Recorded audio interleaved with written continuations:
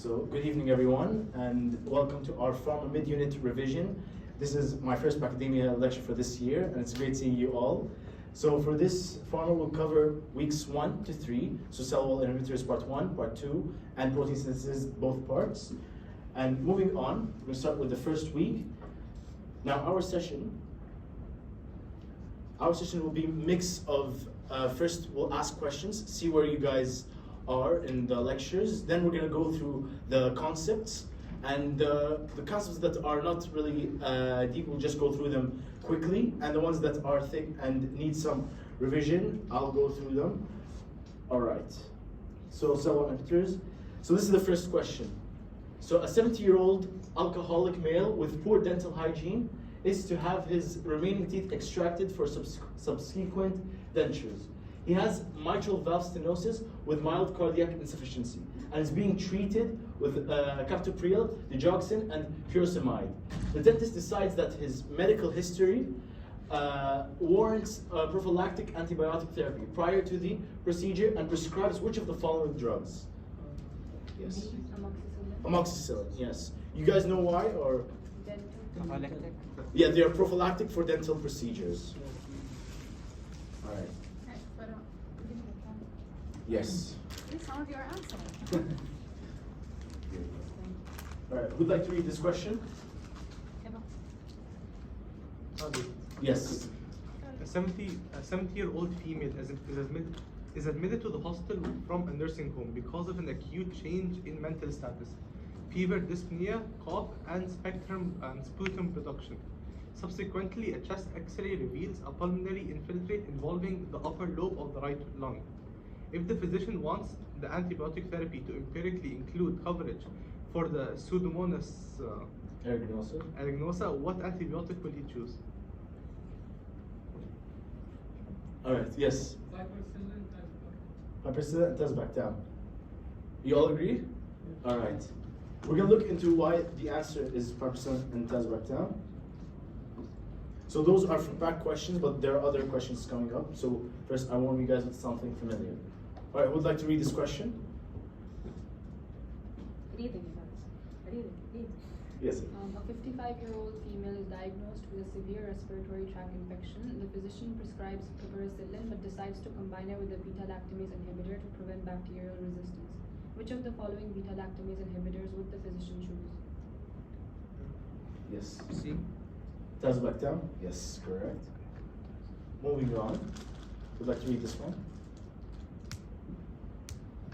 Yeah. A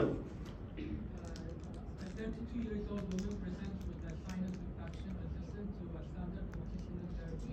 Last results indicate the presence of a beta-lactamase producing strain of Haemophilus influenza. Which of the following antibiotic would be most effective in treating her infection? So which antibiotic?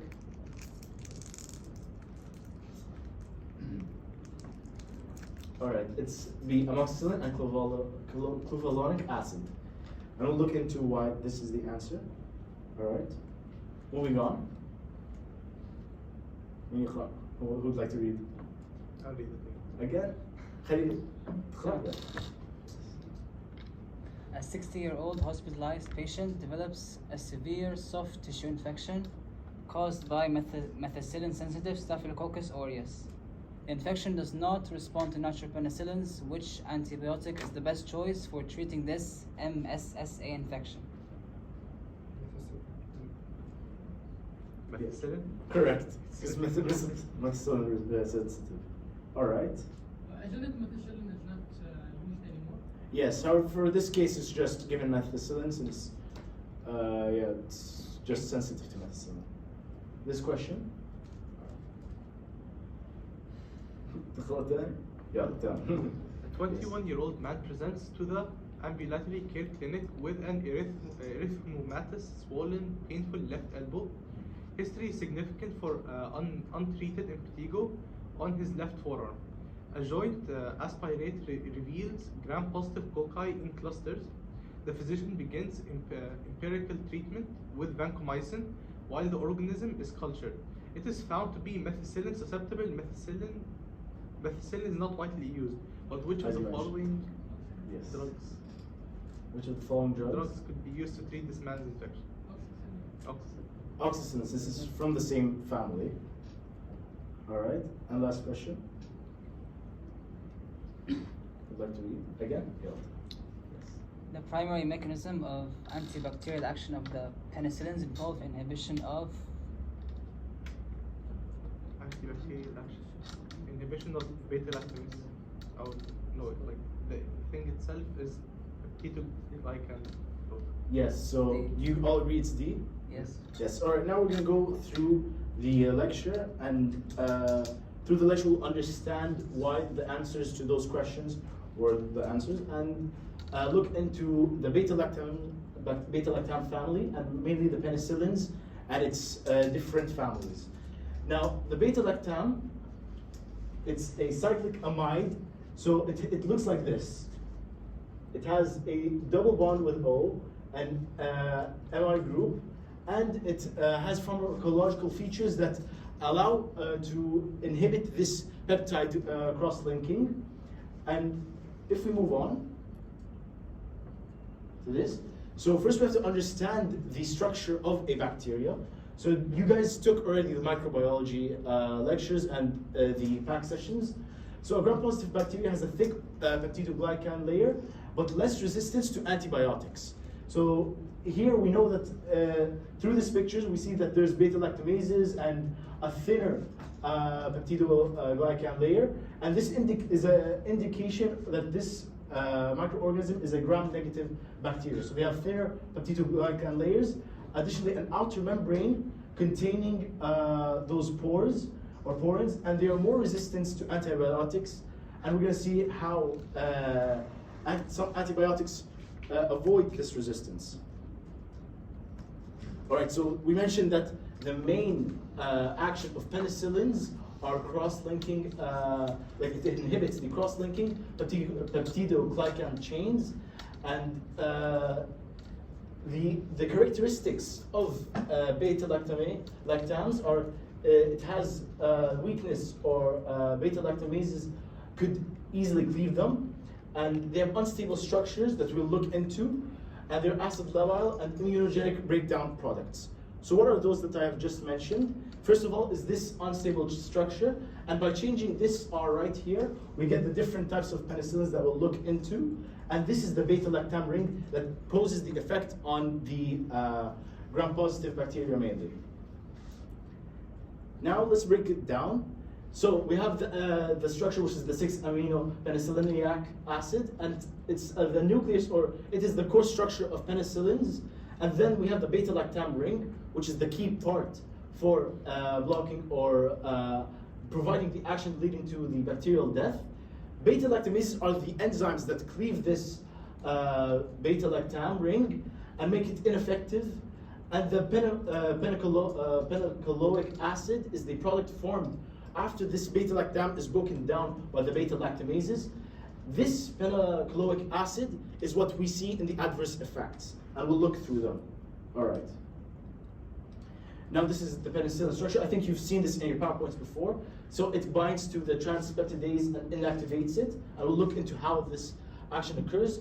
And the penicillin sometimes modifies itself and becomes like an antigen or like an epitope to the RBC, and we'll see one of the side effects is hematological disorders like lysis of the red blood cells. All right, so this is the mechanism. Now in the peptidoglycan chain, we have two D-alanines here and a glycine molecule. So and we need an enzyme called the transpeptidase. This transpeptidase takes one of the D-alanine, so here's the legend, you can see the white balls are the D-alanine, and the blue ones are the glycine. So they need the transpeptidase needs to cleave or remove one D-alanine so that the glycine attaches to the second one. And this is how the cross-bridging occurs. But when we bring in the penicillins or the beta-lactams, they inhibit the transpeptidase, so there's no cross-linking, and therefore the membrane or the cell wall becomes weak and the bacteria dies. Till now, any questions to the mechanisms? All right. So as we mentioned, it has inhibition of transpeptidase. But another factor that this penicillin could do or creates is that it produces something called autolysins. Now those autolysins are enzymes that break down the cell wall, and even if it's already being built or already there. So penicillin blocks cell wall formation and triggers enzymes that cause the bacteria to break down. So those are its two main functions, but mainly we look into the transpeptidase. All right. So this is this we had last year in our PAC session. A nice diagram made by Shahid Faris, and it looks into the penicillins and subtypes. We have natural penicillins, anti-staphylococcal penicillins, extended spectrum penicillins, and then the different extended spectrum penicillins, and we'll look into one by one. Now, natural penicillins, from the title you see that there's a narrow and limited spectrum. So first natural penicillin is penicillin G. It's mostly effective against gram-positive bacteria, and it's sensitive to beta-lactamases enzyme. And this is the one that is like the prototype or the beginning of the penicillin journey. Its pharmacokinetics unstable in acids and spreads widely in the body. I think you guys took life cycle pharmacokinetics, meaning the absorption, distribution, and such.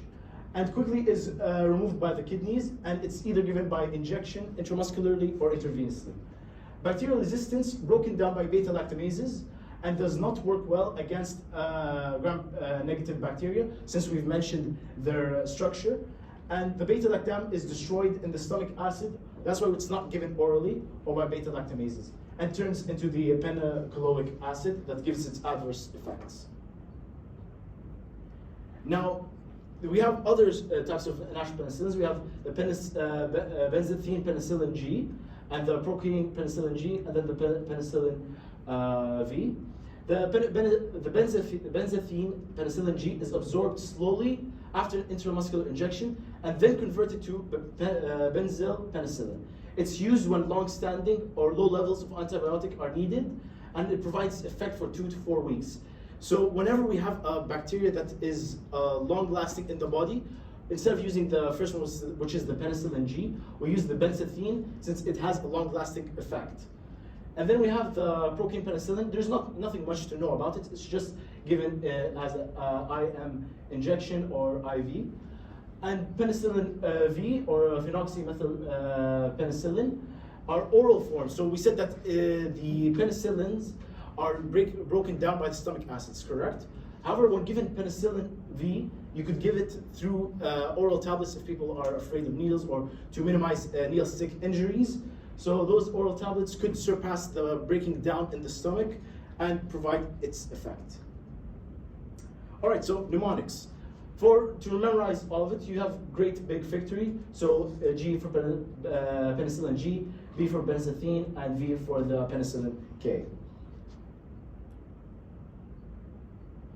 Now we move to this.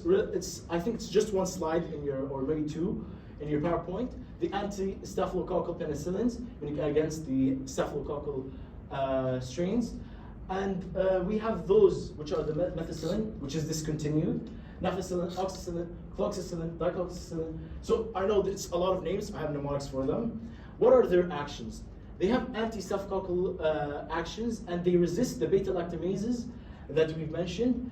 And since methicillin has a lot of adverse effects, and from them is the kidney toxicity, it's no longer used.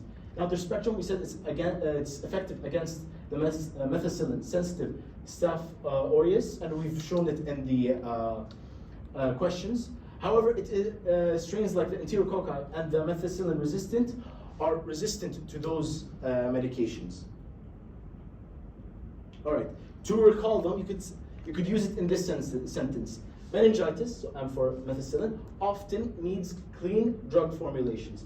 So M, methicillin, often O, oxacillin, needs N, naficillin, clean, cloxacillin, drug, dicloxacillin, and F, fluoxacillin drugs. So you could remember it as meningitis, often needs clean drug formulations. So it's like medically related. So you guys could use this mnemonic to recall it.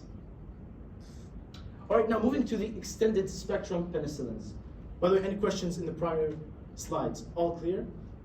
All right, amazing. The extended spectrum penicillins, from their name, they're extended, meaning that they have a wide range, and those are the ones that could also affect the gram-negative bacteria. So we have aminopenicillins, carboxypenicillins, and uridopenicillins. Aminopenicillins have two others that also start with A, ampicillin and amoxicillin. So you could call it like a 3A battery, all A's. Remember, anything that starts with A from the extended spectrum is under aminopenicillins, and they have their own special function. And then we have carboxypenicillin and uridopenicillin. Those we call them the anti-pseudomonal penicillins. Do you guys know what is a pseudomonal, or what do they refer to? The microorganism Pseudomonas. Yes, it's the microorganism Pseudomonas aeruginosa, and I think you guys maybe didn't take it yet, or you guys took? Okay, so they are against this microbe, and from this family we have carboxypenicillin, we have ticarcillins, and from the uridopenicillins we have piperacillin. So extended spectrum penicillin, in simple terms, they are effective against gram-positive bacteria and some strains of gram-negative bacteria, retaining the activity of the penicillin gene. However, they are inactivated by the beta-lactamases. Now we move on to the to specific families. We have the aminopenicillins, we have ampicillin and amoxicillin. Ampicillin is the preferred treatment for gram-positive bacilli, like Listeria monocytogenes, and are susceptible to enterococci. And Listeria is commonly found in uncooked or contaminated food. I think you didn't take Listeria yet, however you're going to take it. And ampicillin can be taken orally and is effective against both the Listeria and enterococci. Now something that's important, this is off of what I'm teaching, that in our questions we have in the final and maybe mid-unit, they usually like to mix between the microbiology and the pharmacology. So they might give you that some person ate an uncooked or contaminated food, and she was a pregnant woman. She suffers from the symptoms that are mentioned. So what do we give her as a treatment? So you guys choose ampicillin. Now amoxicillin is it is a better absorbed, it's better absorbed orally than the ampicillin, and leading to less leftover drugs, meaning there's more bioavailability to it, and has fewer cases of diarrhea. And as we mentioned in one of the questions, it is commonly used by dentists as a prophylactic in high-risk patients to prevent bacterial endocarditis. Now this is important because in year 2 we took infective endocarditis, and you guys will come along amoxicillin and ampicillin. Now both ampicillin and amoxicillin target gram-positive and the gram-negative bacteria, classifying them as the extended spectrum as we mentioned, and they do not, the antibiotics do disrupt the gut microflora. However, we said that amoxicillin is absorbed better, therefore it has fewer risks of diarrhea. All right, now the anti-pseudomonal penicillins. So as we mentioned, it targets the Pseudomonas aeruginosa. Now carboxypenicillins has ticarcillin. It has activity against gram-negative bacilli, and including Pseudomonas aeruginosa. I think that's the only thing that you guys are required to know. And then the uridopenicillins, like piperacillin, it is similar to ticarcillin, but also has effect on Klebsiella pneumonia, and is typically used with an aminoglycoside, which is a protein synthesis inhibitor, for treating pseudomonal infections. All right, to remember all this, I also put it in a mnemonic and made it a bit more medical as well. So atypical cases trigger urgent procedures. Atypical cases trigger urgent procedures. A for aminopenicillins, and what's aminopenicillins? All the 3 A's.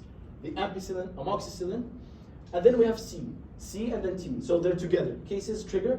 C for carboxypenicillins. What are the carboxypenicillins? Ticarcillin. So that's why atypical cases trigger. So cases and trigger next to each other. Urgent procedures. So urgent U is for uridopenicillins, and what's under the uridopenicillins? Piperacillins. So procedures. So you guys could recall this mnemonic and remember that anything that comes after is part of the family that we mentioned here. All right, now the mechanisms of resistance. First and the well-known is the production of beta-lactamases. So we said that beta-lactamases break down the beta-lactam rings. And then we have the altered target penicillin-binding proteins. So bacteria like staphylococci and pneumococci can change their binding proteins. I think the picture was right here. if you guys recall, yes, this is the penicillin binding protein. So when they alter it, the penicillin would come in and they would be like, this is not the site we're used for, and they would stay just roaming around this area until they get eaten up by the beta lactamase. So altering the penicillin binding protein allows it to get wiped out by the bacteria. Impaired penetration in gram-negative bacteria, the outer membrane can block antibiotics from entering, and that's through the porins that we just mentioned. So they could just pump it back out. And this as well the efflux pump with the pumping action, and so I believe Salmonella and other gram-negative bacteria have this action. All right, so since all those can be inhibited or broken down by beta lactamases, scientists have made beta lactamase inhibitor. And those are the ones, do you guys remember this medication that we all used to fear as younger kids? It's like the worst, most disgusting tasting medication. So this medication is augmentin, and it's basically amoxicillin plus a beta lactamase inhibitor, which is the clavonic acid. All those that we are mentioning are beta lactamase inhibitors. So amoxicillin has clavonic acid, same with ticarcillin. Ampicillin has sulbactam, and piperacillin has tazobactam. And to remember it, I also made a mnemonic. Look, you don't have to use all the mnemonics, but you can if you feel like this is the way you study. So ACAT took a sleepy pill today. A, amoxicillin, C for clavonic acid. And as well, C, take it for the took, which is the ticarcillin. So ACT, amoxicillin, clavonic acid, and ticarcillin. Which is ampicillin, sleepy, the sulbactam, pill, which is the piperacillin, and today, tazobactam.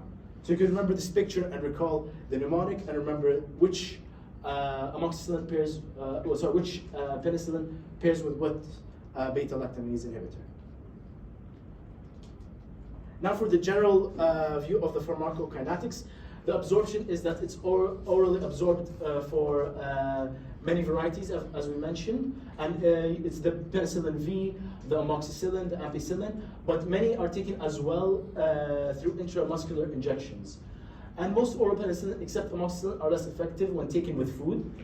Antibiotics should be taken 1 to 2 hours before meals, and then we have parental injections, and yeah, and that's it for the absorption. Distribution, penicillin's levels are high in the blood, and that's why we see in the adverse effects. Penetration into the eyes, prostate, and the central nervous system are very poor. However, during inflammation of the meningitis, you see that some penicillins could cross the blood-brain barrier. Elimination, penicillin is quickly excreted by the kidneys into the urine, so the dosage is needed for people with renal failure. And some inhibit the secretion of penicillins by competing for the active tubular secretion, so there might be some bioavailability increase in the different penicillins if given together. Nafacillin is eliminated through bile, while oxacillin and decloxacillin are removed by kidneys and bile. So no adjustment in renal failure. I remember that some questions came in the exam like, which anti-staph penicillins should we give if there's someone with any kidney failure? And we go for nafacillin since it's eliminated through bile and not through the kidney. So it won't cause any adverse effects. So those are the adverse reactions to penicillins. Anaphylactic shock, which is very rare. Skin reactions like pruritus, urticaria, and skin rashes. And pruritus is itching. Other reactions have like fever, joint swelling, angioneuritic edema, which is swelling of the lips, tongue, and the blood vessels. Diarrhea, nephritis, as we mentioned with methicillin, that's why it's discontinued. Neurotoxicity, confusion, psychosis, and seizures. Hematological toxicities like decreased coagulation, and this is because of the benzalkonic acid that we've mentioned. A management of allergies, so most can cause allergies. And once we get to cell wall inhibitors, part 2, which is the vancomycin, you'll see that we replace penicillins for people who are allergic to penicillins with vancomycin. And ampicillin is linked to pseudomembranous colitis. It's the infection or the diarrhea or the disturbance of the microflora in the GIT. Secondary infections like vaginal candida albicans may occur, and skin reactions, as we mentioned, rashes from ampicillin and amoxicillin. Now, to remember all those adverse effects, there's also a mnemonic for it, and I put it in one word, so handshakes. H for the hematological toxicities, A for anaphylactic shock, neurotoxicity, N, diarrhea, D, S, skin reactions, H, hypersensitivity, A, the ampicillin colitis, K is for kidney nephritis, E is for the extra infections, the secondary infections, candida albicans, and lastly the skin rashes that are caused by non-allergic reactions. And I believe that is it for my part. Any questions? Would you guys like to go over some things, a concept you guys did not understand? All well?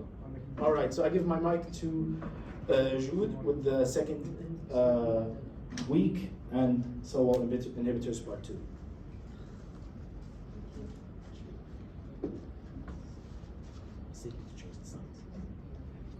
Can you hear me, guys? Okay. So hi, this is my first time meeting you guys. My name is Goud. Yes, with the G, it's a spelling mistake, but now it's kind of my personality. Now I'm gonna explain to you the second part of the cell wall inhibitors. Mostly talks about cephalosporins. This is an important part. Please اصحصحوا معي. I need you focused because this part is important and you will get it exactly the same in a lecture next year. شوية بهارات يعني, but this is the most important part, okay?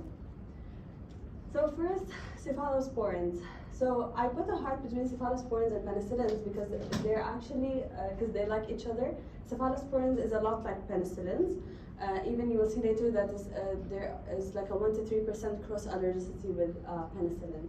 So, and then also I need you to remember that I will be referring to cephalosporins because cephalo means the mind, kind of. So I'm gonna be referring to it like the brain, mind, etc. How to memorize this? There is a mnemonic by, many of the mnemonics in my part will be from Shahad Faris and Haneen Radwan's lecture from last year. رأس قلم من كربون, رأس is for cephalosporins, قلم is for penicillins, min is for monobactams, carbon is for carbapenems, and then sin serine for the non-beta lactams, sin serine as you can see. Okay. And then for the classifications, cephalosporins are actually classified into 5 generations, 1 through 5. So when you're moving with the generations, they become more active towards gram-negative. They are more resistant to beta-lactamases, so they are stronger. And they become, of course, more expensive because they have a stronger mechanism. Okay, so we start with the gram-positive. Moving on, they will be more and more active towards gram-negative, okay? Okay. I think it's my phone. Yeah, please, sorry. Okay, so let's read the question together. A 17-year-old boy presents with right lower quadrant pain with guarding and rebound. A computed or a CT scan demonstrates appendicitis and he's taken to the operating room. Now, what would be a good antibiotic administered prophylactically before the surgery? Yes? Cefazolin. Let's see the answer. That's correct. Why is that? Can you move on? Thank you. Okay, because first gen is actually like the main thing you only need to know about the first generation is that it's used for surgical prophylaxis. It is similar to broad spectrum penicillins. It's sensitive to beta-lactamases because it's still the first gen, it's not strong yet. A mnemonic to memorize like which drugs are related to the first gen is to know that always after the Ceph comes the letter A. So we have cefalexin, cefazolin, cefadroxil, and cefradine. We have an exception though. We have cefaclor as an exception. So actually second generation is all about exceptions, okay? So each mnemonic will have an exception. All the exceptions are second generation. So here cefaclor is the exception, okay? And then, okay, another questions. Would anyone like to read the question, please? Okay, you can go. A 45-year-old woman presented to the emergency department with symptoms of a severe intra-abdominal infection, including fever, abdominal pain, and elevated white blood cell count. After performing a culture, the lab identifies a gram-negative anaerobic organism as the likely cause of her infection. Which of the following antibiotics is most appropriate for treating this patient's infection? Do you know the answer? Okay, if you know the answer, can you tell me what keyword here is the main keyword in the question? I think anaerobic. Anaerobic. Anaerobic is actually the key word here. So what is the answer? Okay. So cefotetan, because it is part of the second generation. Okay, so for second generation, I told you it's all the exceptions. We have cefaclor, cefuroxime, cefamycins like cefoxitin, cefotetan, and cefometazole. So cefaclor and cefuroxime, the first two, are active against gram-negative aerobic organisms. However, the important thing is that cefamycins are active against anaerobes. And here's a mnemonic. Ana met teta zaytuna. So you have teta zaytuna and ana is you, basically ana. So ana refers to anaerobes. Met is for cefametazole. Teta is for cefotetan, and zaytuna is for cefoxitin. Okay? Yes. By the way, sorry, can you go back? Yeah. Anything that has this mark, that means this is a very high yield question. Okay? Okay, so for cefuroxime is very important because it is the only second generation antibiotic that does cross the blood-brain barrier, okay? It is used to treat meningitis but has been replaced by third gen because third gen is the main generation that crosses the blood-brain barrier. Can you go back actually?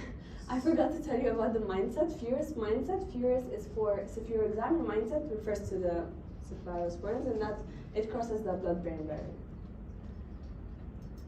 Okay, now who would like to read this question?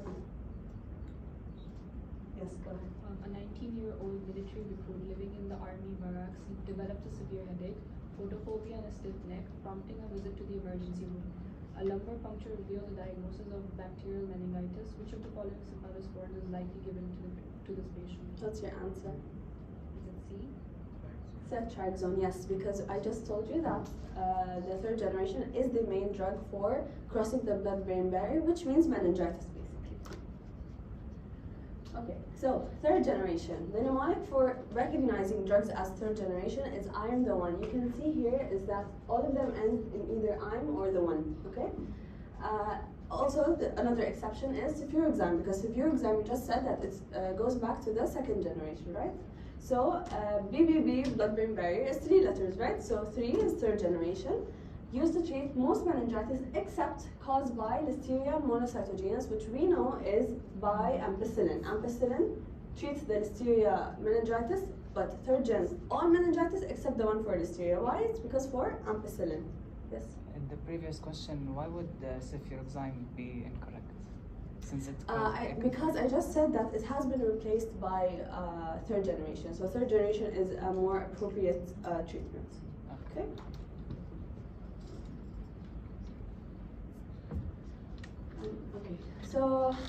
Okay, so, ceftazidime and cefoperazone are active against Pseudomonas aeruginosa. So in the third gen, we just said the main thing is that it crosses the blood-brain barrier. Now we are saying that it's also active against Pseudomonas.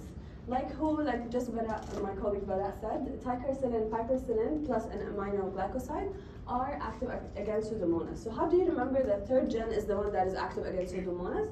My third cousin is pretending to be the one. So my third cousin, C, is for cephalosporins, and third, and also the one reminds you of third generation. And pretending is like pseudo with a P also. So this is a mnemonic to help you memorize that it's active against Pseudomonas, okay? Okay, another question. Who would like to answer the question? Or just read if you don't know the answer, it's fine. Yes. Production of by strains of Haemophilus influenza and gonorrhea confers resistance against penicillin G. Which of the following drugs is most likely to be effective against resistant strains of these microorganisms? Yes, what do you think is the answer? Oh, first of all, what is the keyword? Gonorrhea. Yes, gonorrhea is the keyword. So your answer is? B. Bravo. So you will notice a pattern of them liking ceftriaxone for no reason at all. They just like to ask about it, okay? Okay, so for ceftriaxone, it's actually the first-line drug to treat gonorrhea. It has a very long half-life and a high volume of distribution.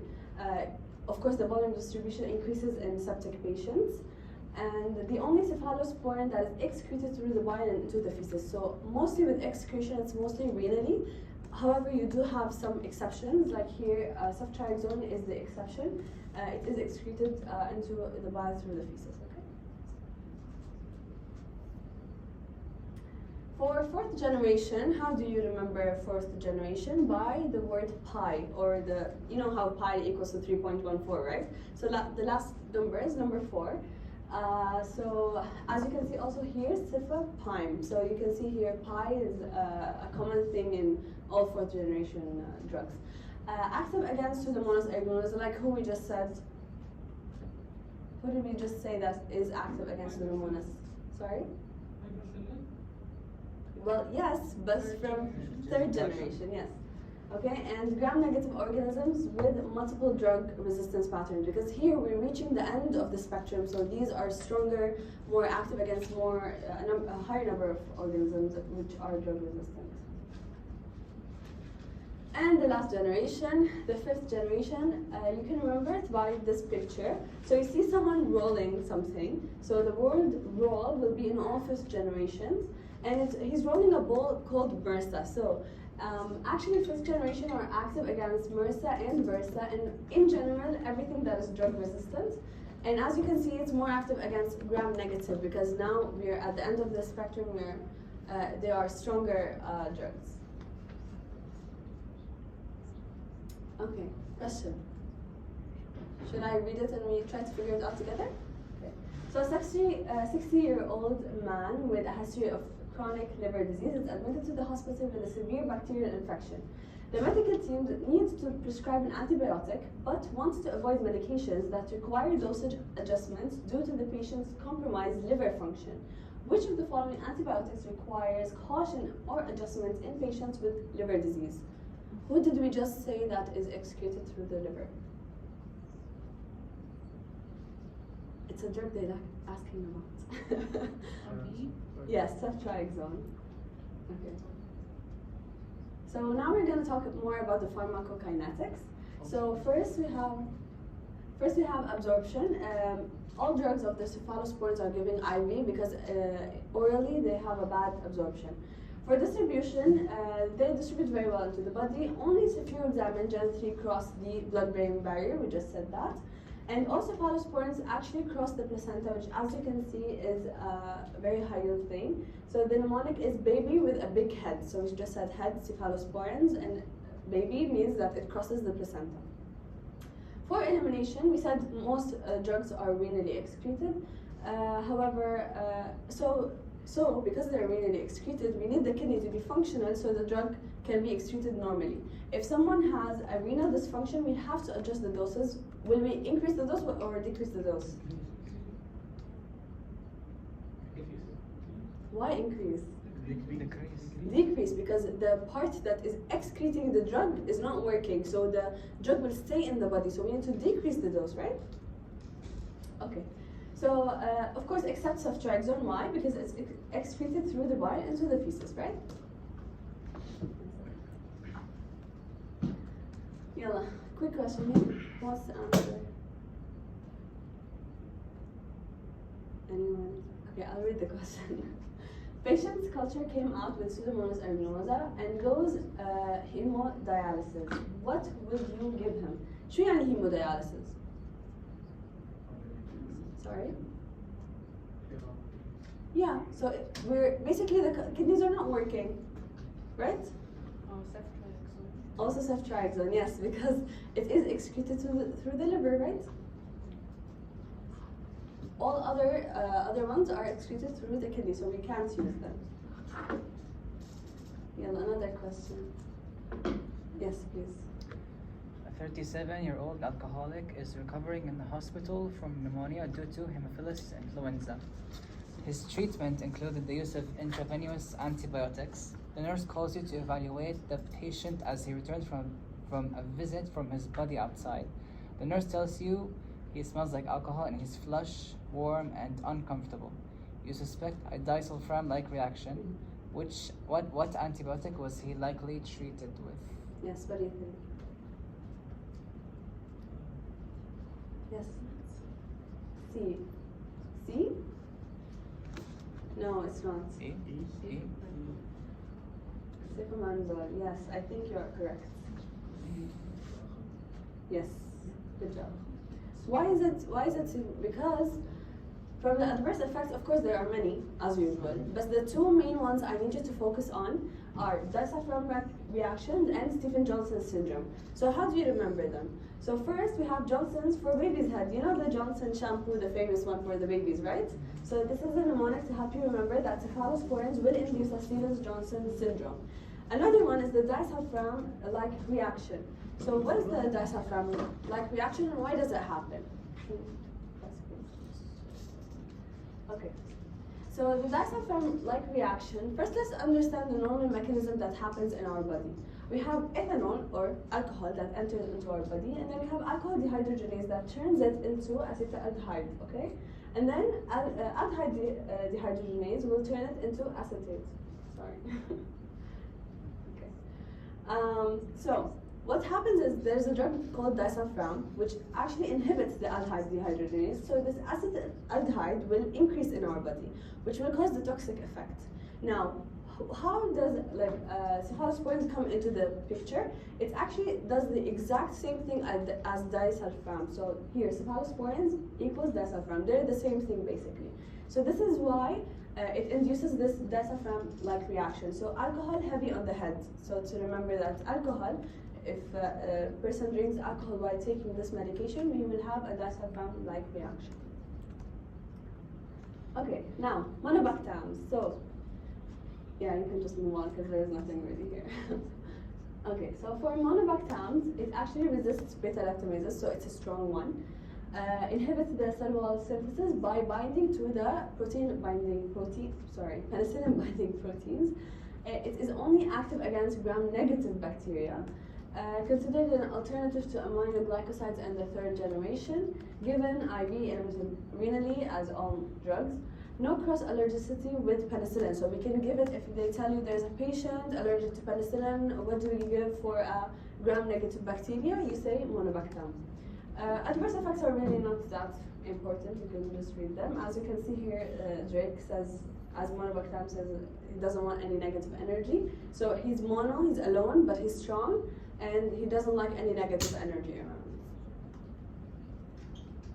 So for carbapenems, or imipenem, as you can see they end in the same word, it has low susceptibility to beta-lactamase, so it's strong, but like not as strong as monobactam. Wide activity, so as active against gram-positive, gram-negative, and anaerobe, so it's a very strong drug. Also parenterally or IV. The drug of choice for enterobacter infections, rapidly metabolized by renal dehydropeptidase. It's also administered with cilastatin. So how do you remember all of this? The three main things about carbapenems. Car enters back door and stop. So car is for carbapenem, enters back, so enterobacteria. Door is for the dehydropeptidase of the kidneys, and stop statin. So cilastatin means stop, okay? As you can see here, Drake likes that. The gram-positive, negative, and anaerobes are done. Okay, so imipenem and cilastatin. So why do we use cilastatin? What's the point of giving it with imipenem? So cilastatin is actually a peptidase inhibitor that blocks renal degradation of imipenem. So imipenem, if you give it alone, the kidney will destroy it very quickly and get it out of the body without it even giving any effect on the body. So we give it with cilastatin to stop this process and allow the drug to give its action. So cilastatin increases the plasma half-life of imipenem and inhibits the formation of potentially nephrotoxic metabolites. Also, when imipenem is degraded very quickly in the body, there will be some nephrotoxic metabolites. Okay, so non-beta-lactams. Finally, we got into vancomycin. We won't really be discussing the rest. We'll just go into vancomycin. Vancomycin is a glycopeptide antibiotic used against penicillin-resistant staph, which is MRSA, and other gram-positive. So vancomycin, you need to remember MRSA and gram-positive, okay? And then it's a bactericidal against most gram-positive, except enterococci, because why? Again, ampicillin interferes. it will treat enterococci. However, we can use vancomycin against enterococci in only one situation. Does anyone know what that is? They're allergic to beta. No, sorry. So we can use actually vancomycin against enterococci only if we give it with gentamicin, and we will see that in a second. Now, why doesn't vancomycin have any activity against gram-negative organisms? Because vancomycin is actually a very huge molecule, okay? So it's too big. It cannot pass through the lipid bilayer, which is only present in the gram-negative bacteria.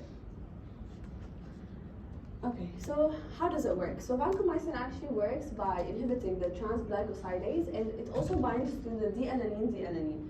So the combination here of vancomycin and gentamicin synergistic, so they work together to become a powerful combination against Staphylococcus aureus and enterococci, just like I mentioned a second ago. So how do you remember that? The gentleman, gentamicin, of the vancomycin, has a golden stomach. Golden here refers to what? Staph aureus. Yes, Staph aureus. And you took in microbiology that, right? So that Staph aureus shows gold in the culture. And then enterococci is the stomach, because in the stomach. And then what about the resistance? How can a bacteria resist vancomycin? Vancomycin binds to D-alanine, right? So the bacteria will be like, okay, then I'll just change the D-alanine, and the drug won't be able to bind anymore. So it will change one of the D-alanines to a D-lactate. We'll see that in a second. Just like I said a second ago, that vancomycin binds to transglycosidase and stops its job. And yeah, you can see here that vancomycin usually binds to the alanine, but a resistance mechanism is to change one of them to the lactate, and it won't be able to bind anymore. Now, for the clinical uses of vancomycin, as you can see, vancomycin is a very important drug, so it's used in many things.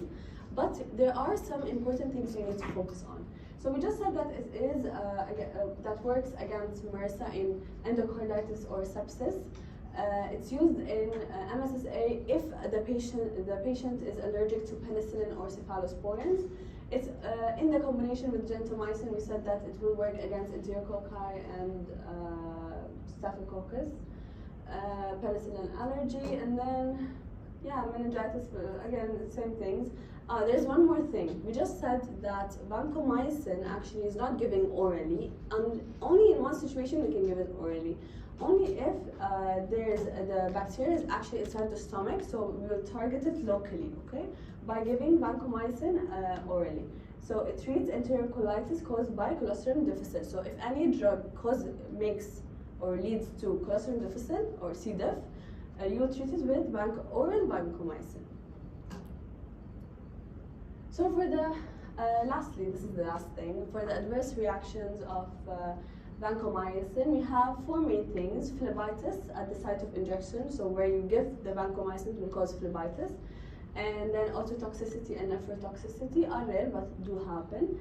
And then the red man syndrome, which is infusion flushing due to histamine release. Now, this is not really required, but how do you prevent? Because there's a histamine release, so you give antihistamines, right? Now, don't laugh, this is ChatGPT, not me.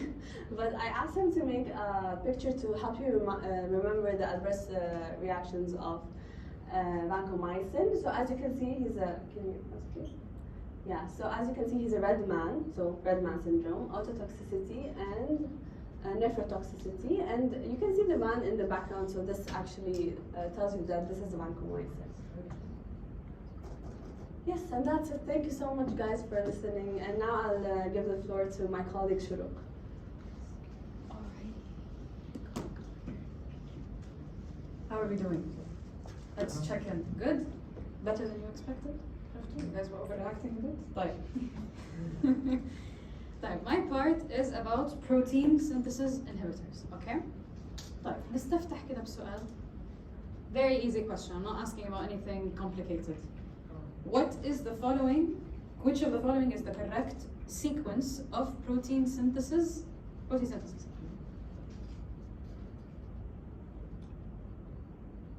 D. D, yes. So I'll go over the mechanism of protein synthesis so you know what the drugs are targeting and what do they mean when I say this is a protein synthesis inhibitor. So this is a ribosome, right? And the ribosome is made up of two parts, 50S and 30S. Protein synthesis in a nutshell is three main steps. I accept an amino acid from amino acyl tRNA. I bond it with the already growing peptide chain. I translocate it to the donor site, and then this guy is uncharged. Simple? Add, bond, translocate, كمل until we're done and it exits. Okay? طيب, let's start. So this is an overview of protein synthesis inhibitors. You have either 50S or 30S.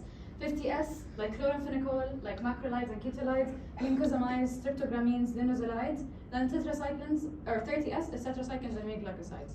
What was the mnemonic in your PowerPoint? Buy at 30, sell at 50. Okay? Yeah, a 1 month-old baby. Again, I'm not here to test you. We're gonna solve it now. A 1 month-old baby was brought to the ER. His mother mentioned that he is no longer feeding, and upon examination, he was found to be cyanotic with depressed breathing. Which of the following is true about the probable drug that was given to the baby? First of all, what am I describing here? Gray baby syndrome. I am willing to bet money. Bet money. You're gonna get a question about gray baby syndrome. لازم. If not in your mid and in your final one. So what am I asking here? I'm asking which of the following is true about the probable drug. What causes gray baby syndrome? Chloramphenicol. Chloramphenicol. Okay, so let's go one by one. Is it the first line of treatment of meningococcal meningitis? No. No. It's what? It's the backup. Can you go? Actually, don't. We'll discuss the answers on the next slide. B, stimulates hepatic enzymes. C, causes bone marrow toxicity. D, it's a drug that causes oxidation. Or E, C, and D? C? Okay. Why is D wrong? Okay, so it's actually C and D, and I'll tell you why. Right. Chloramphenicol, as we said, it is a reversibly bound to the 50S subunit. And what does it stop? It stops peptidyl transferase. يعني it stops which step specifically? Transferase. We can double check it back in. But first of all, I can do this? Oh, beautiful. Okay, first line of treatment, no, it's not. It is the backup drug for the treatment of pneumococcal and meningococcal meningitis in beta-lactam allergic people.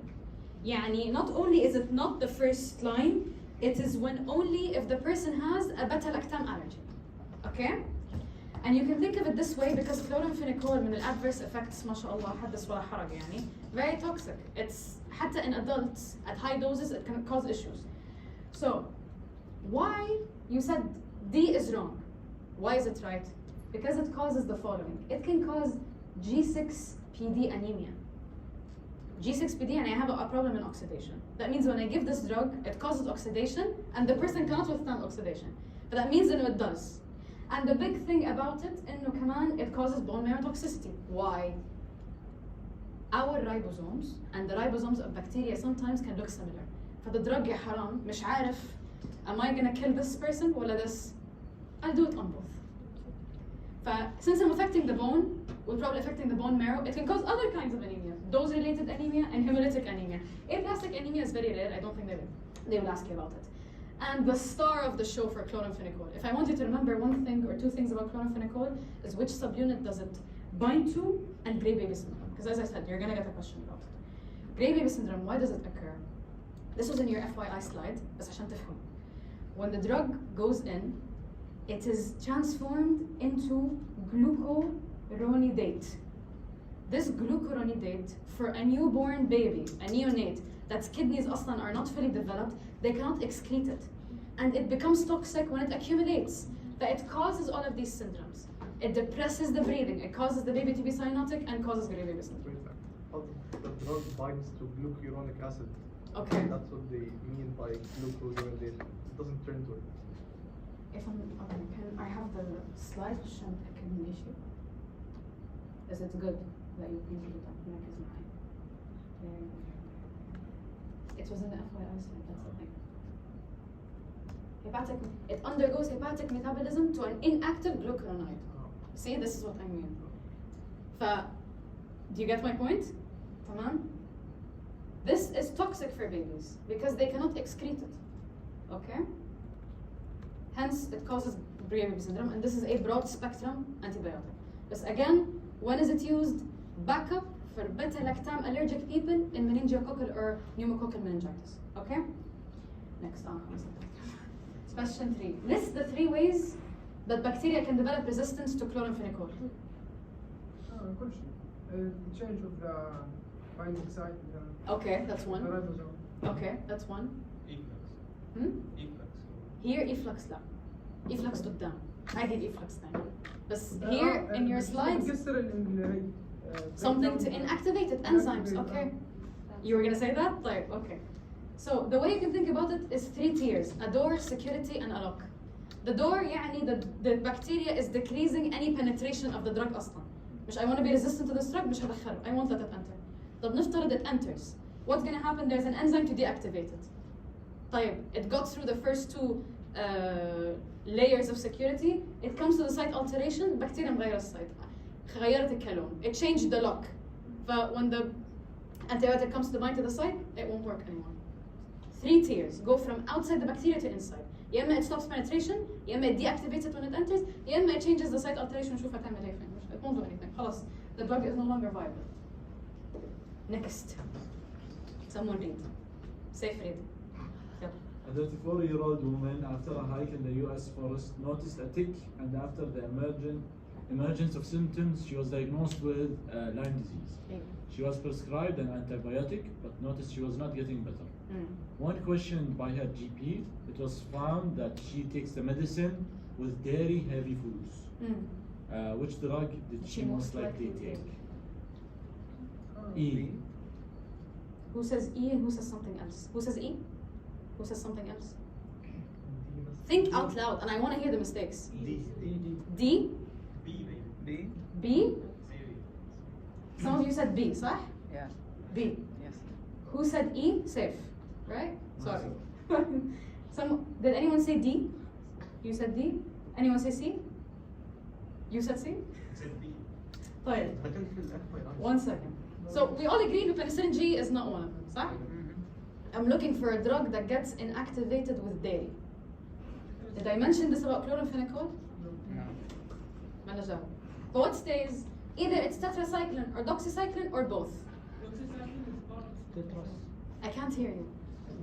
doxycycline is a part of the tetracycline, isn't it? I'm not saying tetracyclines, I'm saying tetracycline.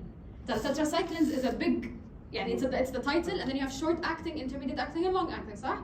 The short acting is also called tetracycline. So be careful. فهنا I mean tetracycline the drug, مش tetracyclines in general. Both of them. Both, مش one. And I تعمدت إنه I mentioned this because here in the pharmacokinetics, they told you إنه food impairs the absorption of tetracyclines except mean doxy and mino. But in the dairy thing, it was for all of them. And I even double checked with your professor. The dairy absorption, or the dairy products that stop the absorption of the drug due to the non-absorbable chelates that happen, is in all of them. The food, only the presence of food is on the doxy and minocycline, ما بيتأثر. Okay? طيب, clinical uses. Madam, this was not FYI, I included it. Okay?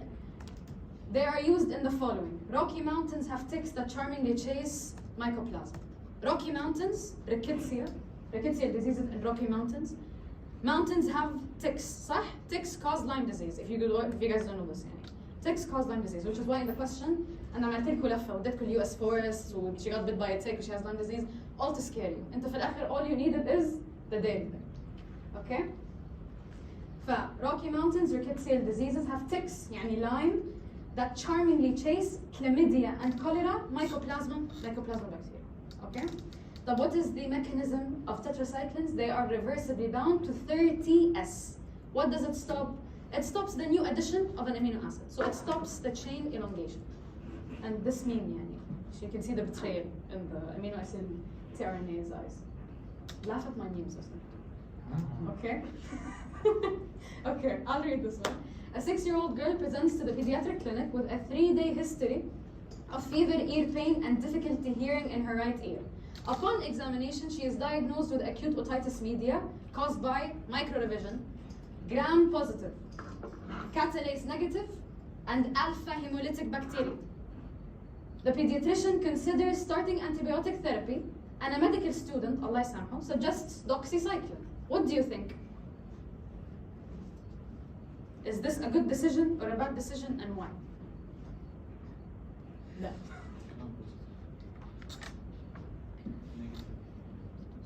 Your answer.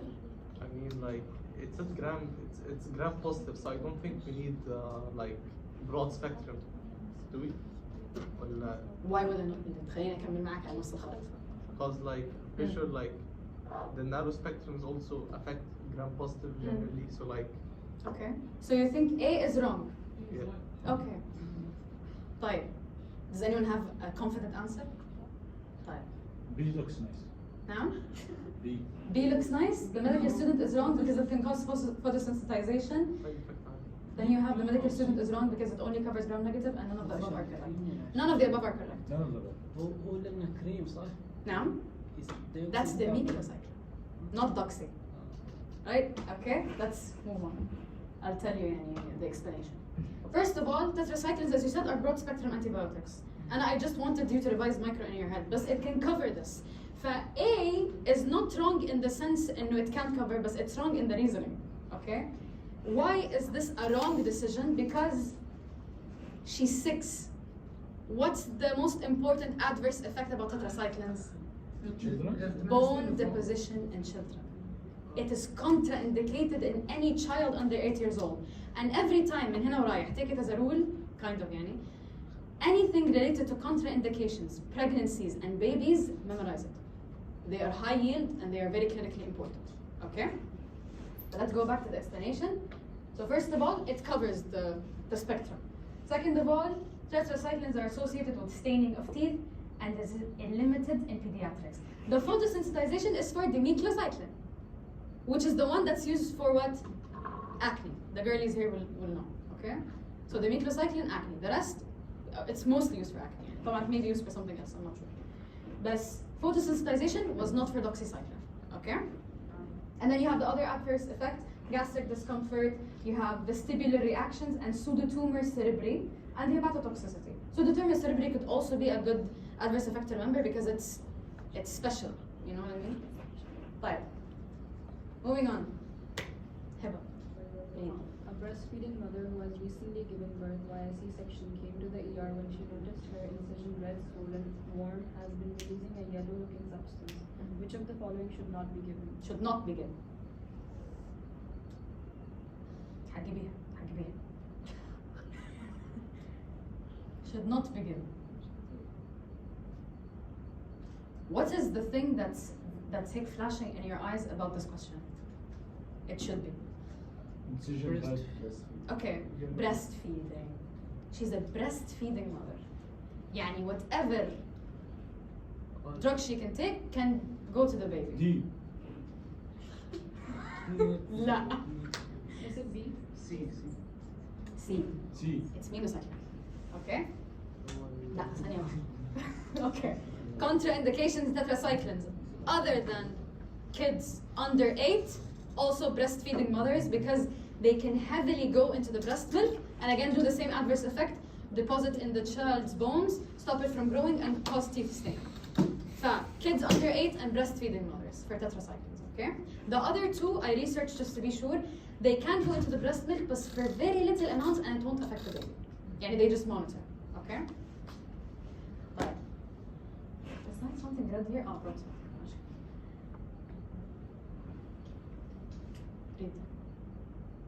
ريد مش حلو ريد. 23-year-old woman came into the doctor's office with dysuria, urethral discharge, and irritation that was later diagnosed as urethritis due to chlamydia trachomatis. Okay. Which of the following is true about the drug that would be prescribed? You said something. Yeah, long half-life. Long half-life, okay. B. Is A wrong? Is C wrong? C wrong because he's not baby. Okay, so we all agree it's on chloramphenicol. Yeah. And also, she's not a baby. ماشي. Is A wrong? We don't cover it. It was in your slides. يعني D. It's D, A and B. We're talking about azithromycin. Tara, by the way, not all of the questions are like that. Be careful. You can tell I stopped thinking of new options. Okay. What you had a question? By otitis, they mean ototoxicity itself? Otitis media. Yeah. Otitis يعني the ear. Okay. Media, it's basically a place in the ear that gets infected. Or inflamed, sorry, مش infected, inflamed. Azithromycin, okay. So, here's the thing. When I was doing questions for macrolides and ketolides, I noticed one thing. It was difficult for me to do questions for this because يعني whenever I was looking at the info, the most important one were spectrum related.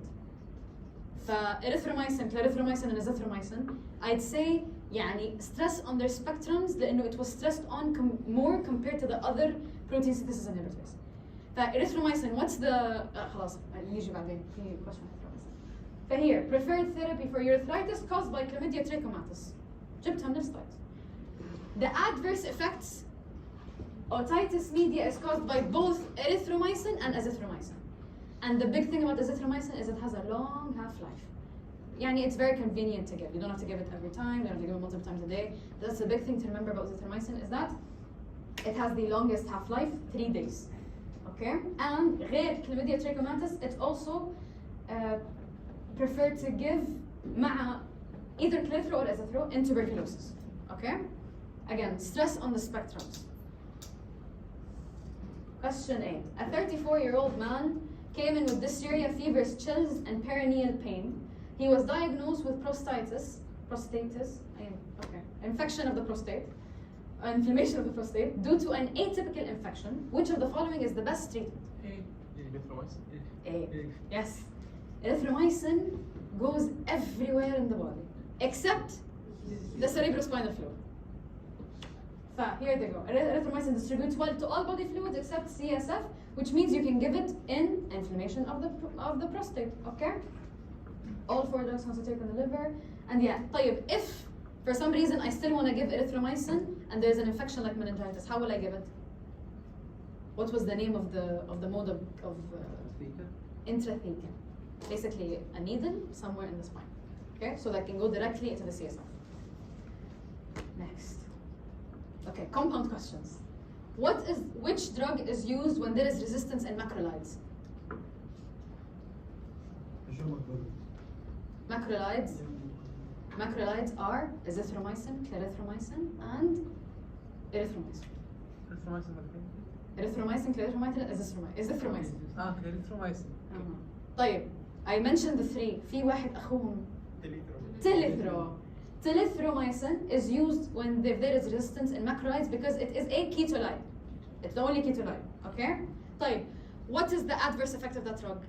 Into telithromycin had 2 slides. Big adverse effect related to telithromycin. Liver dysfunction. Okay. It's rare. It's It's rare. It's rare. I أتذكر. The rare case of serious liver. Rare case, but it's still not given. يعني مع إنه it's rare, they still don't give it unless there's resistance. But it's a good thing to remember. It was 2 slides. يعني okay. طيب, if someone is treated with erythromycin but it was not effective, which drug, if given, will not treat this thing as well?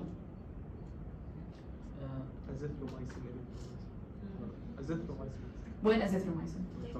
مش موجود. clarithromycin. فين أخوه؟ clarithromycin. I am relating this to who? To MLSB resistance. Okay? MLS, I'll show you in a bit, stands for microlides, lincosamides, and streptogramine. يعني these 3, if one of them, when you give this drug to a patient and they did not respond to the treatment, that means the other 2 categories will not work as well.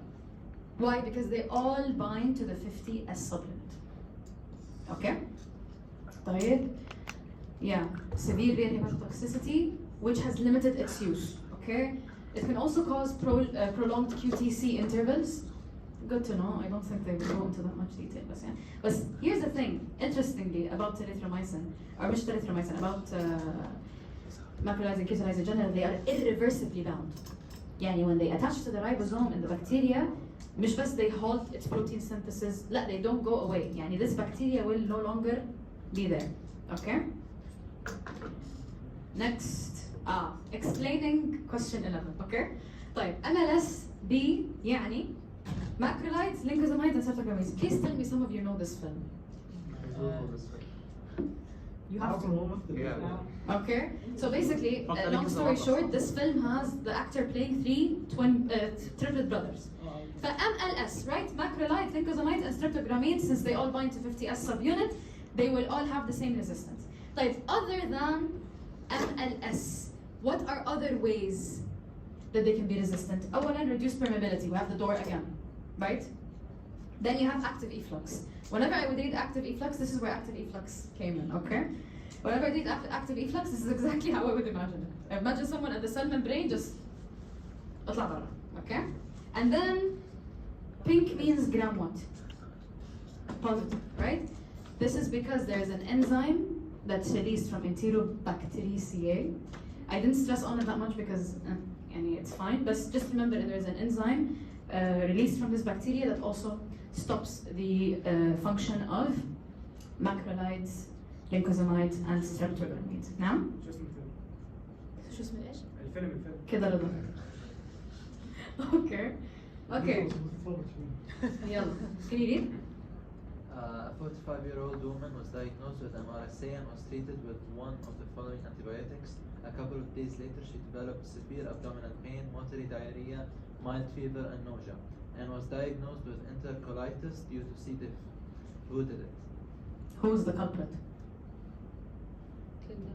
Clindamycin. Okay, so now we moved on to what category of drugs? Lincosamines. Okay? Right. Okay, so here's the thing. With lincosamines, he only mentioned clindamycin. And if there is a couple of things you know about clindamycin, is it can cause antibiotic-associated enterocolitis caused by C. diff. C. diff, musiba. It's a big problem if it happens in hospital because it's very contagious, okay? When I was looking at this list, I was like, okay, how do I develop a way that for them to memorize? I was like, okay, the easiest thing is I can create a mnemonic, صح? CCCFP. CCC, fancy places. اللي هم مين؟ clindamycin, cephalosporins, carbapenems, fancy places, fluoroquinones, penicillins. Then I was like, okay, I can also make sense of the list. Akid all of these have something in common, that they're all causing the same thing. What is it? I'll give you a hint. At first I thought all of them are broad spectrum. But clindamycin is narrow spectrum. Yet it still causes the same thing as the rest. Why? Because it targets anaerobes. Anaerobes are the brakes for C. diff to not spread. Once you take the brakes off of a car, then you have someone driving like a maniac, which is C. diff. Okay? It is primarily used by the treatment of infections caused by gram-positive organisms, including MRSA. Anything, the drugs that treat MRSA, VRSA, VRE, memorize them. Very important, okay? Including MRSA and anaerobic bacteria. So the rest of them also treat anaerobic bacteria, so they can cause enterocolitis caused by C. diff. Okay? And you can see SpongeBob here is also explaining the same thing. طيب. A 39-year-old man who was admitted to the hospital after surgery had a catheter placed. After 48 hours, he developed dysuria, lower abdominal discomfort, increased frequency and urgency. After testing, it was seen that it was vancomycin-resistant bacteria. Which of the following would you use? Versa. B. B. Those are what? What's the name of them? Streptogramines. They're cuties. They're only two and they're used for a very specific thing and they're used together at specific ratios.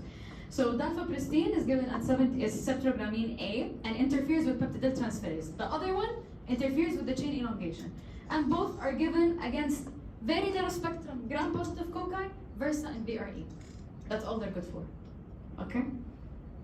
And if you ever forget them, just look at the panda.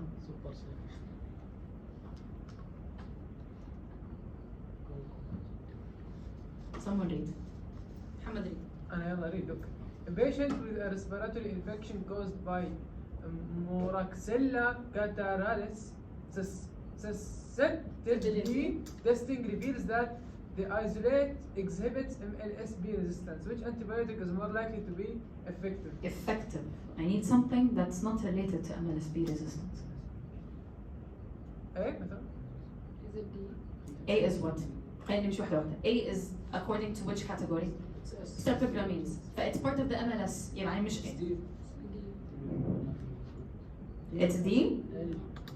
I remember this was a trick question, but I don't remember the tricks. B. It could be C. I want to check something.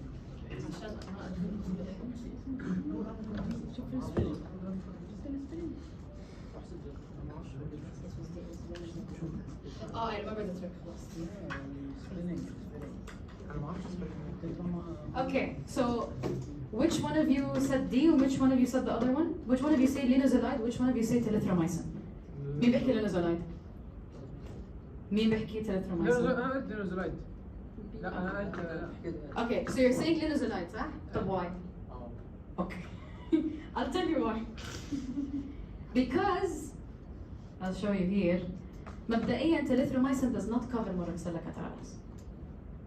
Okay, it does not cover. بس linezolides do, and they are for Versa and VRE. Okay, gram-positive organisms. And here's the thing: this is also very important. The use of linezolide for MRSA bacteremia is not recommended. What's the first line use for MRSA? Vancomycin. Continue.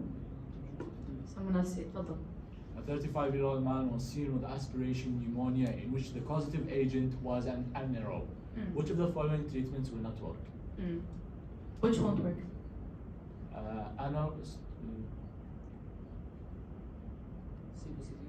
A with A.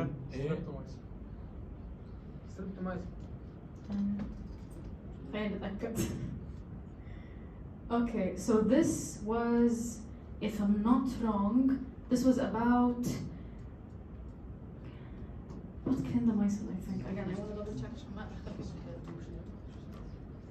At this point, it's fine. Don't even discriminate.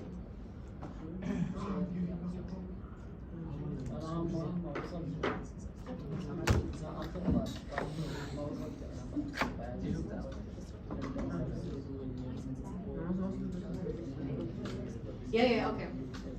Tamam. I switched streptomycin to streptogramine. Let's go. Wait, you're asking which question? 15 plus 15. It was 15. It wasn't this one. 15. No, other way.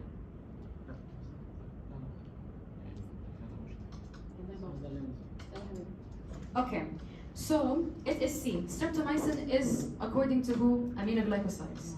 Aminoglycosides cover oxygen-dependent or aerobic gram-negative bacilli. And in here I said what? An anaerobe. Will not work. Be careful. The aminoglycosides will not work on an anaerobe because what? They need an oxygen-dependent process to even go through the bacteria. For an anaerobe that does not use oxygen, you won't be able to get the aminoglycoside jewel. You gave the medication for nothing. Okay? Another question. Which of the following is true about aminoglycosides? Okay, yellow.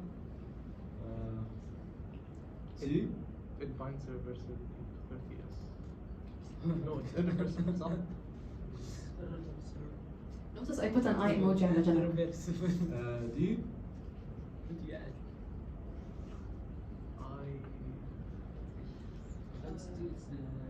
C. Okay, so all of you agree it's not A. Okay, all of you agree it's not B. But why are some of you choosing C? Because it is 30S and it does go to Okay, but is it reversible? Reversible. Okay, but C, high doses with cell wall inhibitors are recommended for high synergism. All of them are incorrect. Again? And again, I'm taking them.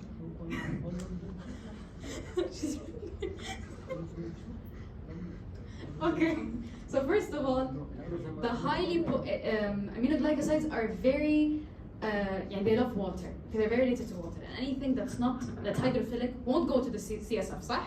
But that's why that is wrong. The hydrophilicity makes it unable to reach CSF. Okay? Like all are given parenterally? لا. Mean is given as a skin cream. Neomycin. All aminoglycosides except neomycin must be given parenterally. Why? Because if you go back to pharmacokinetics, any drug that is water soluble will go in and out. حتى it's excreted unchanged. and it won't stay. That's why giving it IV, it's like the best way to have the full effect of the drug. Except for neomycin, it can be applied as a cream, okay? Synergism. Now here's the thing. Technically, you can mix aminoglycosides and cell wall inhibitors with specific doses. Why? Because cell wall inhibitors can actually help the aminoglycosides go inside the bacteria. But at high concentrations, aminoglycosides may complex with beta-lactam drugs, resulting in loss of activity, and they should not be mixed together with administration. فمش عشان they can work together, they can always work together. At high doses, it's not recommended to mix them. Okay? شايفين? I may be a protein synthesis inhibitor, but I still would kill you. Aminoglycosides are irreversible inhibitors, that was my point, right? But they do passively diffuse through porin channels across the outer membrane, okay? And distributions, again, due to their hydrophilicity, tissue, the tissue concentrations themselves may be subtherapeutic. تخيل the CSF, it won't even cross the blood-brain barrier أصلا. And again, more than 90% of the parenteral aminoglycosides are excreted unchanged in the urine because they are water soluble, they don't need to be metabolized أصلا. Okay? Again, now. Okay. Who here plays video games? Kulna? Okay, I don't. But I knew this reference. You guys got a Malak for GTA before GTA 6. Okay? So playing GTA non-stop. Gentamicin, tobramycin, amikamycin, neomycin, and streptomycin. Okay, so that's a way to remember it if you're having trouble remembering it. Okay, compound clinicals. صلى على النبي. The past 16 questions were what I like to call concept-based questions. I looked at the info at the PowerPoint and I'm like, oh, this is important. But instead of me just telling you it, I wrote it through a question. The next 4 are actual clinical scenarios. And you need to weigh the pros and cons of which drug would be better. I know you're not ready, we'll solve them together. حتى to make you أشفجيك إنه I'm not an expert These were made by my older sister and she has a master's in clinical pharmacy. But I told her to تهدي شوي, okay? طيب, first question. And I'll go through it one by one. حتى I have the explanation so I don't mess up. طيب, someone read. Read. A 34-year-old man comes to the emergency department with a painful, swollen leg after accidentally cutting himself on a rusty metal sheet 2 days ago. He now has a high fever and his leg shows signs of infection, including redness, warmth, and rapidly spreading swelling. Sorry, by the way, these compound clinicals, 2 of them are for cell wall inhibitors and 2 of them are for protein synthesis inhibitors. The doctor suspects he has cellulitis, likely caused by streptococcus or staphylococcus bacteria. The patient reports no drug allergies but has a history of gastrointestinal issues, which sometimes worsen with certain antibiotics. The doctor wants to prescribe an effective antibiotic that will be easy to take and covers these common skin pathogens but minimizes the risk of gastrointestinal side effects. Question: which antibiotic is the best choice to treat this patient's cellulitis while considering his history? If I want to summarize this big question that's scaring you for no reason, what will I say? Which drug is the best to give, easy to take, and will not exacerbate his GIT issues? B. Amoxicillin. B. Amoxicillin. B. GIT مش متأكد. لا هو اصلا احسن شيء الجي It has better ليش oral حسب absorption. الإجابة D؟ B is easy. ليش حاسس الإجابة إيش؟ D. It is D. It's Felaxin. I'll tell you why. First of all, clindamycin could be effective, but it often causes GIT upset. أنا لسه قايلة clindamycin can cause enterocolitis triggered by C. diff. If I give it not only will it exacerbate their symptoms, it's going to send them to a whole new GIT issue. That's all clindamycin. Amoxicillin and clovelinate can also cause GI issues because of the clovelinate component. Are we good till now? Okay. Option C is effective, but what's up with vancomycin? I said I want it to be easy to take. I have a question. Why does the covalent component cause problems? I'm متعمقتش عشان I don't complicate you, but I can search it up after this. That's a very good question. They mentioned amoxicillin anyway in the colitis. Where? The slides. Okay. When you mentioned it's like C, penicillins, one of the penicillins is the Come on, that's another good question. MashaAllah, another good info. But there you go. Okay, طيب. Finally, vancomycin, we said when, Jude mentioned it, when is it given orally? When I have the enterocolitis. But here, he doesn't have the enterocolitis. بالعكس, he has GIT issues. And usually vancomycin is given how? IV. I wanted something easy to take. فده leaves me in Cephalexin. Cephalexin is a good choice for cellulitis, covers strep staph bacteria effectively, and is less likely to cause GIT side effects than the other options. لهذا أنا اخترت. حلوة الأسئلة دي؟ Okay, يلا. You have question? أي generation? Cephalexin? Which generation Cephalexin? They have to know. Which generation is Cephalexin? Oh, first. Okay, yeah, next question. We only have 3 questions left, by the way, but then alhamdulillah the session is on. Oh! يلا let's feedback. Where did the questions go? لا يمكن بعد Continue. يمكن بعد الكيو ار كود. Continue ايش؟ ما بعد الكيو ار كود. No. ما في خلاص يلا rate. Wait. Rate. طب I'll give you one more and I'll read it. Okay. Are you okay with that? Yeah. طيب okay. Okay. افتحي واتساب على اللابتوب. طب والله it can work بس. Okay. إن شاء الله مش حفظ حالي يعني. I'm so sad. Where did the questions go?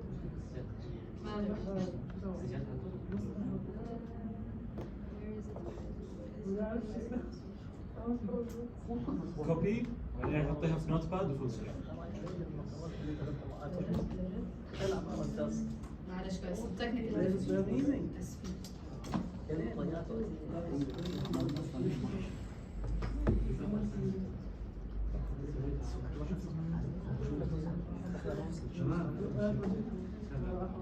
Okay. Yeah.